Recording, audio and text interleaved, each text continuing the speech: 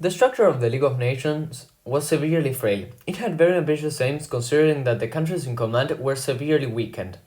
Great Britain and France were the leaders of the League and they had been devastated during the First World War. Even Great Britain said that they wouldn't have joined the League of Nations if they had known that USA wasn't going to participate and join. They said that the US was the only nation with the influence, power and resources to make the League work. In fact, they could never fill the gap of USA's absence. Apart from that, as the League of Nations didn't have a proprietary army, they established the term of collective security, which forced all the members to support and help another member in case it was attacked by another country. They had to send troops to help that country defend its territory. The thing is that if the League of Nations was promoting disarmament, who had to send those troops? Weren't countries supposed to be disarmed? Still having troops was again the term of disarmament. It has no sense at all. Apart from that, the two main powers of the League of Nations were focused in their own problems instead of being focused in the League.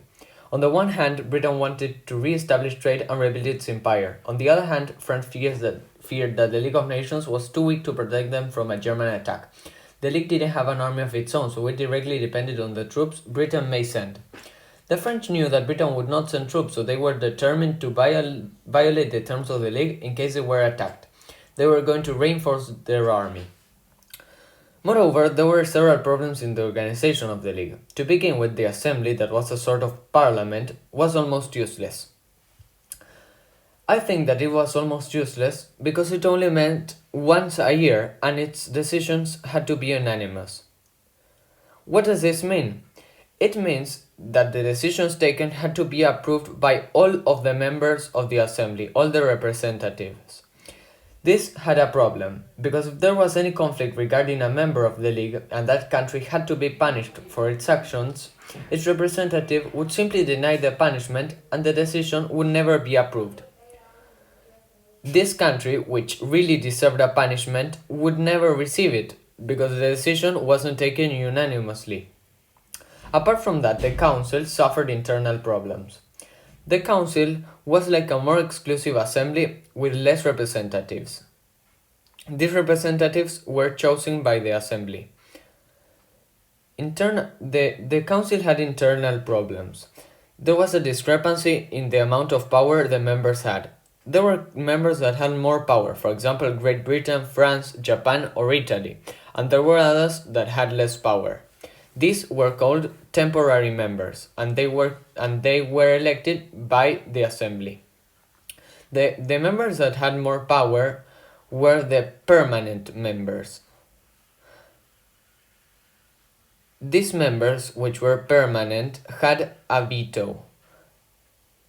This meant that they could stop the council from taking a decision. These countries couldn't be punished. They were untouchable.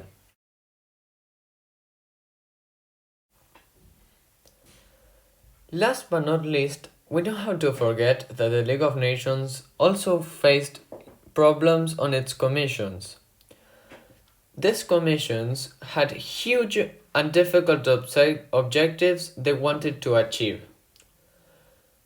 For example, the Refugees Committee pretended to help all the people that had left their home countries because of the war and relocate them, take them back to their homes, or help them find new jobs in the countries they had moved to.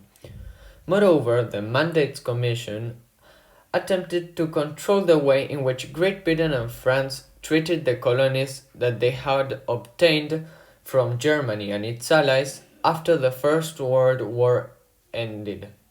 The thing is that this was useless because Great Britain and France were untouchable. They were members of the Council and they were permanent members of the Council, and they were also the main powers of the League. They would never be punished, so this commission was completely useless.